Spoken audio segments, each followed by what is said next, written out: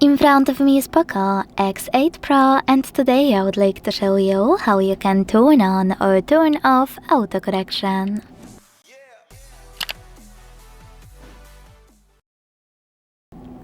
Begin by opening Settings and scrolling all the way down. This way you can tap on additional settings. Now select Languages and Input,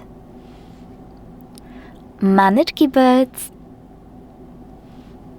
and Gboard. Finally, tap on Corrections and Suggestions. This way you can manage this switcher next to autocorrection to switch it off or turn it on. Quick tip: if you decided you do wanna use it, tap on autocorrection on the left.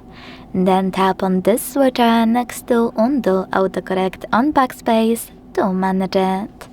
Personally, I really like it while I'm using autocorrection on my POCO, but if you don't, you already know where to switch it off. Thanks so much for watching. If you enjoyed this video, leave a like, comment, and subscribe. Bye!